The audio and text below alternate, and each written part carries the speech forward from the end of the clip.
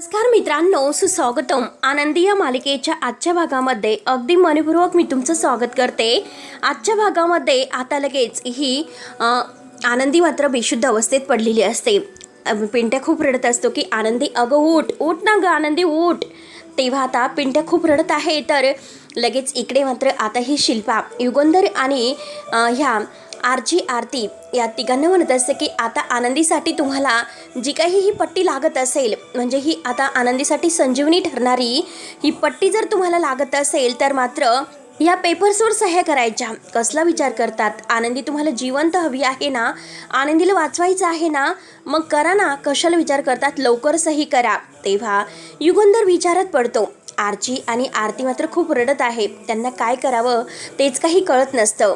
एवढ्यात युगंधर बघतो तर शलाका म्हणते की बोला, काय तुमचा निर्णय आहे? तेव्हा युगंधरला मागतं डॉक्टर जे काही म्हटलेले आहे की कंटिन्यू जर असं रक्त वाहत गेलं तर तिचा जीव धोक्यात येईल, हे सगळं आठवतो. तो त्या सगळ्याचा विचार करतोय आणि तिकडे आनंदीकडे जाऊन मात्र ती जी काही हिमोस्टिक पट्टी आहे तर ती बांधा आणि तीच पट्टी मात्र आनंदीचा जीव वाचू शकते. तेव्हा युगंधर म्हणतो की आनंदीला काही होणार नाही, काहीच होणार नाही तिला. मी आनंदीला असं मरताना नाही बघू शकत. असे जेव्हा तो म्हणतो तर शलाका लगेच हसायला सुरुवात करते आणि दे इकडे, मी आता अंगठा करतो म्हणजे देतो आणि ते पेपर्स बघू. तर लगेच विद्याधर म्हणतो की शाब्बास, अरे दादा तू तर एकदम योग्य असा निर्णय घेतला. आणि जेव्हा तो बॉक्स मागतो तर तेव्हा लगेच विद्याधर म्हणतो की अगोदर अंगठा दे आणि शलाका दे इकडे ते पेपर्स. आणि शेवटी त्या बॉक्सवर ते पेपर ठेवलेले आहेत आणि लगेच मात्र आता कशाचाही विचार न करता युगंधर त्या पेपर्सवर अंगठा देतो आणि बॉक्स घेतो.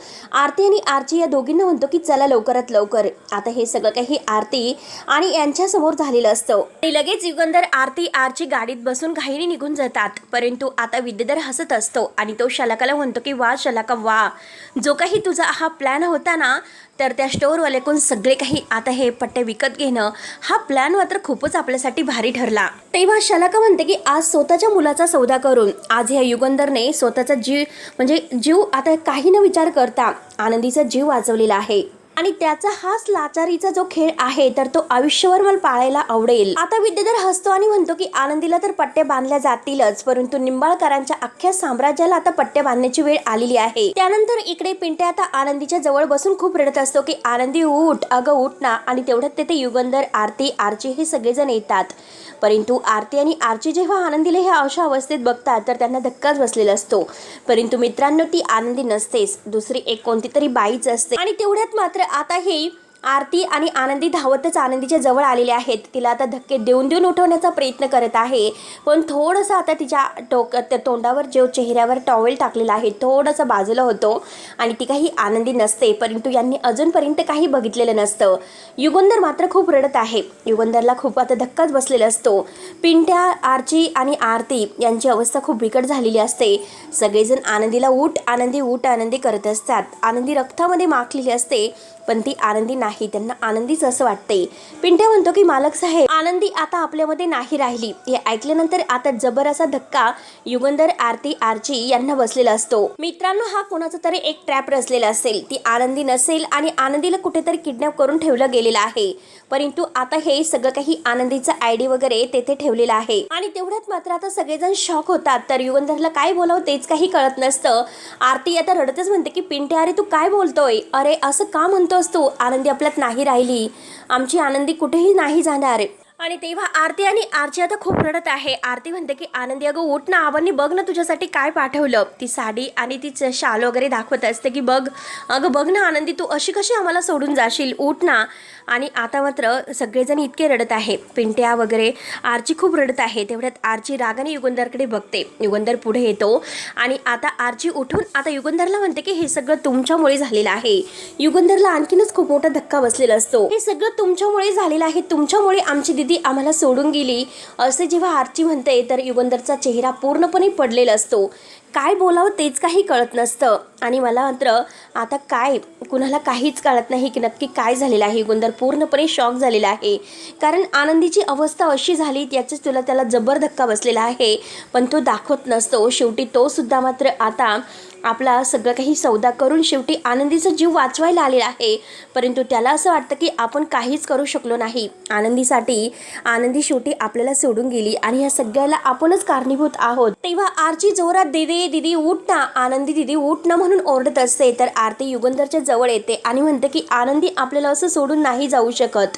आपण त्या पट्टे आणलेले आहेत ना, तर त्या आनंदीसाठी कामं येतील. आता आपली आनंदी आपल्याला असं सोडून नाही जाऊ शकणार. युगंधरचे डोळे भरून येतात. युगंधरला काय उत्तर द्यावं तेच काही कळत नसतं. एकदम तो स्तब्ध झालेला असतात. आजूबाजूचे लोक उभे आहेत.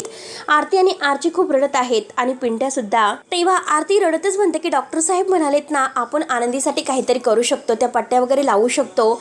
मग आता काय झालं नक्की? आता हे सर्व ती परिस्थिती बघून आता युगंधरला काहीच सुचत नसतं. पूर्ण तो शॉक आणि हँग झालेला असतो. फक्त सारखा तो आनंदीकडे एकटक बघत आहे, आनंदीच्या त्या अवस्थेकडे. आणि आरती आणि आरची तर खूप रडत आहे. त्यांना काय करावं तेच काही कळत नसतं. आणि तेवढ्यात युगंधर बघतो परंतु डोक्यात काहीतरी प्रकाश येतो. कारण आनंदीच्या हातातील बांगड्या मित्रांनी मी सांगितलंच होतं, कारण आता आनंदी नाही. आनंदीच्या हातामध्ये वेगळ्या हिरव्या कलरच्या आणि बेंटेकच्या बांगड्या आहेत. हे आनंदी नाहीच हे युगंधरने ओळखलेलं असतं. कारण तिच्या अंगातील ब्लाऊजसुद्धा वेगळा असतो आणि साडीसुद्धा त्याच कलरची असली तरीसुद्धा मात्र वेगळी आहे. आणि आता ही आनंदी नाही युगंधर 100% ओळखतो. कारण अजूनपर्यंत तिच्या चेहऱ्यावरचा कापड काही बाजूला झालेला नसतो, पण तरीसुद्धा मी खात्रीने सांगू शकते ही आपली आनंदी नाही म्हणून. आणि आता युगंधरने सुद्धा ओळखलेलं आहे की ती आनंदी नाही. तेव्हा युगंधर जोरात ओरडतो की थांबा, ही आपली आनंदी नाही. तेव्हा कुठे सगळ्यांच्या जीवात जीव येतो. आरती आणि आरची धक्क्यानेच पाहत आणि शेवटी एक प्रकारचा वेगळाच दिलासा त्यांना मिळालेला असतो. कारण युगंधरने स्पष्ट ओळखलेलं आहे की आनंदी नाही म्हणून. कारण आनंदीच्या हाताला एक टिळा असतो आणि त्या हाताला टिळा नाही. कारण जेव्हा मात्र आता हा युगंधरने जेव्हा ते म्हणजे उभा असतो आणि एकदा जो काही आनंदीने त्याला टिळा लावलेला असतो कपाळी, त्यावेळेस आनंदीच्या हातावर एक तीळ असतो आणि तो तीळ मात्र आनंदीच्या हातावर नाही. आणि बांगड्या सुद्धा आनंदीच्या नसतात. तिच्या तळ हातावर तो तीळ नाही. आरची पाहत असते तिचा हात धरून, तो तीळ तेथे नसतो. युगंधर स्पष्ट म्हणतो की तीळ नाही तेथे. आणि तेवढ्यात आरती मात्र जी काही जन्मखून आहे तर ती जन्मखून पाहायला जाते, तर तेथे ती जन्मखून सुद्धा नसते. आनंदीच्या छात म्हणजे मानेवरती जन्मखून नाही, म्हणजे आपली ती आनंदी नाही. म्हणून आता त्यांच्या जीवात जीव येतो. त्यांना फारच आनंद होतो. आनंदाचे अगदी खरंच त्यांचे जे काही रडता रडता अश्रू बाजूला होतात आणि शेवटी आनंदी नाही याचा एक खूप मोठा दिलासा त्यांना मिळतो. आणि तेवढ्यात आरची धक्क्यानेच उभी राहते. पण ही साडी, हे गाठोडं, हे आयडी वगैरे हे सगळं आनंदी दिदीचंच आहे. मग नक्की हे असं कसं झालं असेल? मित्रांनो, कोणीतरी आता हा मुद्दाम रचलेला ट्रॅप आहे. तेव्हा आता पिंट्या म्हणतो की हो, यामुळेच मला समजलं की ही आनंदी आहे म्हणून. आणि तेवढ्यात आता इन्स्पेक्टर साहेब तिथे आलेले असतात शिर्केबरोबर आणि सगळ्या घोळक्याला बाजूला करतात. आतमध्ये आल्यानंतर आता इन्स्पेक्टर म्हणतात की हे बघा मालक साहेब, आनंदीचं लोकेशन मिळालं. तेव्हा युगंधर विचारतो की आनंदी कुठे आहे? तर लगेच आता इन्स्पेक्टर साहेब सांगतात की कोल्हापूरच्या बस स्टँडवर आनंदी बसलेली आहे. तेथे CCTV फुटेजमध्ये ती दिसली. आता हे ऐकल्यानंतर सगळ्यांच्या जीवात जीव येतो आणि त्यांना बसमध्ये चढताना सुद्धा कोणीतरी पाहिलेलं आहे. कारण आता आनंदी तिकडे गेलेली असते. परंतु मित्रांनो, कोणीतरी आता आनंदीचं गाठोड वगैरे चोरलेलं असेल. तेव्हा युगंधर विचारतो की पण ही मुलगी आहे तरी कोण? तिच्याजवळ आनंदीचे कपडे, आता हे ID वगैरे कसं आलं असेल? तेव्हा मात्र आता लगेच इन्स्पेक्टर साहेब सांगतात की ही लोकल चोर आहे. हिचं नाव मीना आहे. ज्यावेळेस आनंदी मॅडम मंदिरात दर्शनाला गेल्या होत्या त्याच वेळेस मात्र ह्या मुलीने आनंदीचं सगळं सामान चोरलं होतं. आणि योगायोग असं झाला की यावेळेस मात्र तिने साधारण तशीच साडी नेसली होती. त्यानंतर आता आरती आणि आरची दोघे एकमेकांना घट्ट मिठी मारतात आणि आता आरती म्हणते की आबांना लवकरात लवकर सगळं काही कळव, आपले आनंदी सुखरूप आहे म्हणून.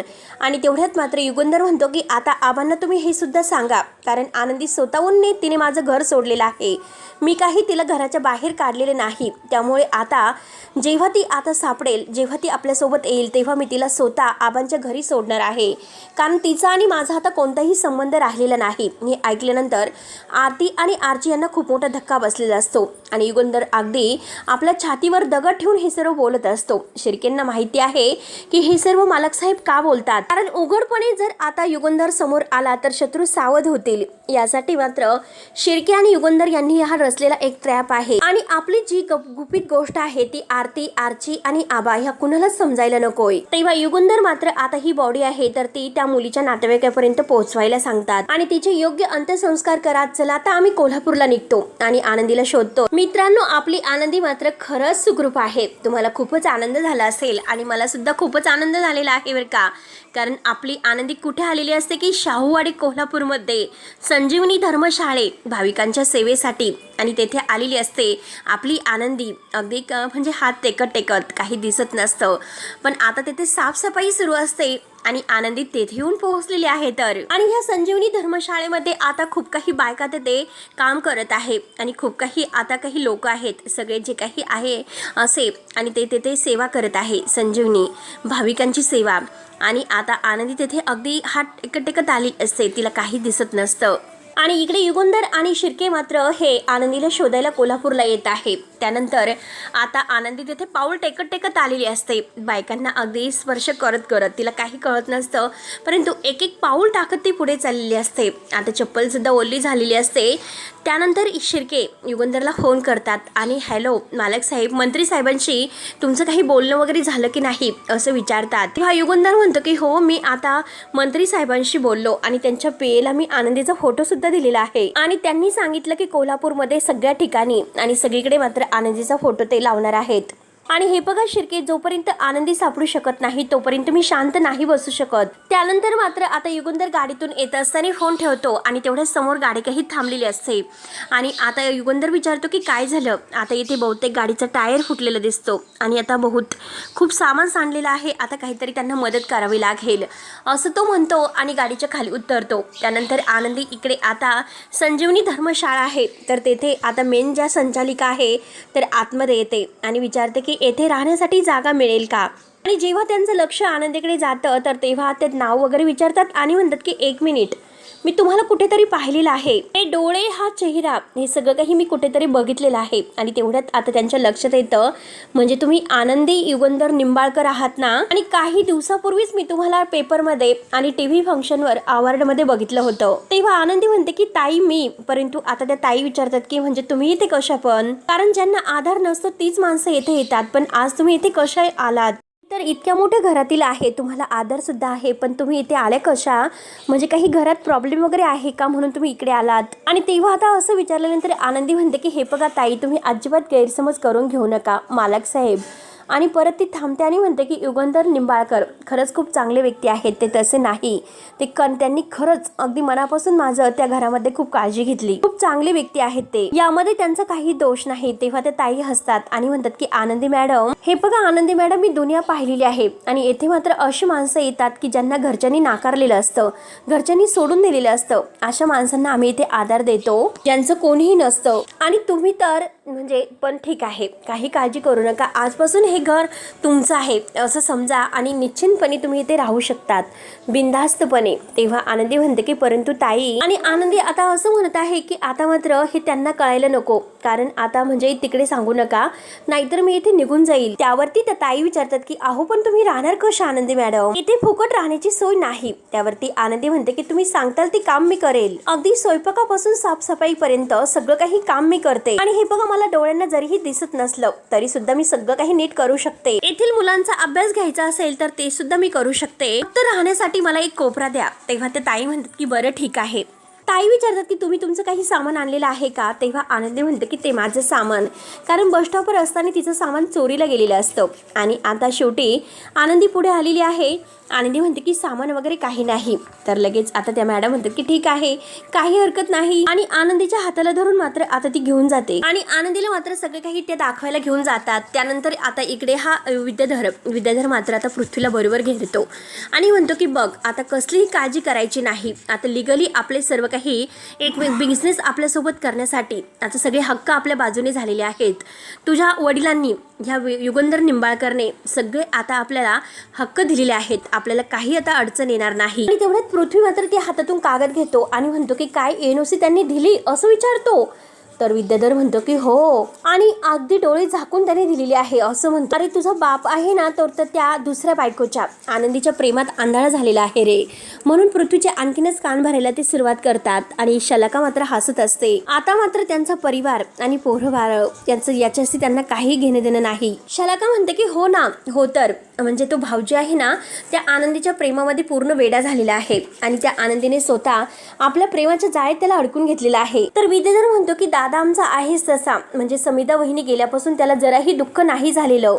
हो की नाही पृथ्वी, त्याला आपल्या मुलांची काही घेणं देणं नाही. तेव्हा आता पृथ्वी म्हणतो तुम्ही हे केलं कसं, आणि मिस्टर युगंधर निंबाळकर यांनी इतकी सहजासहजी एनओसी दिली कशी. आणि तेवढ्याच शलाका मात्र आता विद्याधरला खुणावते काही सांगू नको म्हणून.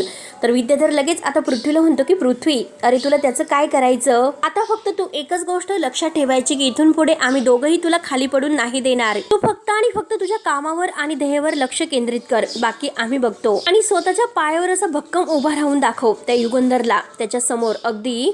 आणि निंबाळकरांशिवाय युगंधर निंबाळकरांशिवाय तू एक खूप मोठा माणूस बनू शकतो हे सगळं सिद्ध करून तू दाखवून दे अख्ख्या जगाला आणि तुझ्या बापाला. म्हणून विद्याधर आणि आता शलाका पूर्णपणे पृथ्वीचे कान भरतात. तर पृथ्वी सुद्धा त्यांच्यावर विश्वास ठेवतो आणि म्हणतो की तुम्ही एकदम बरोबर बोलत आहात. आता मी मागे नाही हटणार. आता मी त्यांना दाखवून देणार आहे की माझ्यामध्ये सुद्धा निंबाळकरांचे रक्त वाहत आहे. आणि खुश होत तो विद्याधरला थँक्यू बोलतो आणि लगेच ते एनओसीचा कागद घेऊन बाहेर निघून जातो. त्याच्या मागे विद्याधर आता जात जात ओरडत म्हणतो की काही जरी लागलं तर मला फोन करायचं, अजिबात संकोच करायचं नाही. आणि तेवढ्याच शलाकाला मात्र आता लगेच तिच्या माणसाचा फोन येतो आणि तिचा माणूस म्हणतो की अहो मॅडम, आनंदी तर जिवंत आहे, ती मुलगी तर दुसरीच कोणीतरी होती. हे ऐकल्यानंतर शलाकाचे तर होशच उडतात. शलाका आता भडकते आणि आपल्या माणसाला म्हणते की काय बोलतोस, हे सर्व तू काय बोलतोस.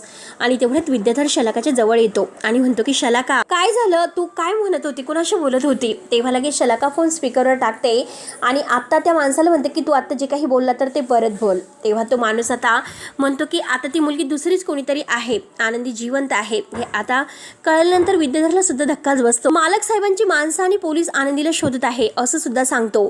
शलाका डोक्याला हात लावते आणि हा विद्याधर सुद्धा आता डोक्याला हात लावतो. त्यांना आता काय करावं तेच काही कळत नसतं. तेव्हा शलाका म्हणते की ठीक आहे, ते सगळं जाऊन दे. आता एनओसी आपल्याला मिळालेली आहे आणि आपलं काम साध्य झालेलं आहे, त्यामुळे ती आनंदी गेली खड्ड्यात, तिच्याशी आपलं काही घेणं देणं नाही.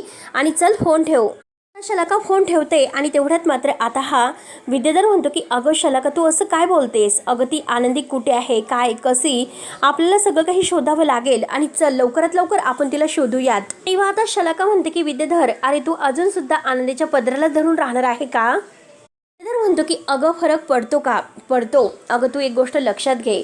पण शलाका सुद्धा रागानेच म्हणते की अरे विद्याधर, तू सुद्धा एक गोष्ट लक्षात घे, आयुष्यातून मात्र त्या युगंधर निंबाळकरला बाहेर काढण्याची अगदी सुवर्ण संधी चालून आलेली आहे, त्यामुळे ही संधी आपल्याला सोडायची नाही. आता सगळ्यात जास्त आपल्या दोघांना पृथ्वीवर फोकस करायला पाहिजे. याच पृथ्वीला मात्र आपण युगंधरच्या विरुद्ध ढाल बनून उभं करायचं आहे आणि त्या निंबाळकरांचं अख्खं साम्राज्य आपल्याला संपवून टाकायचं आहे.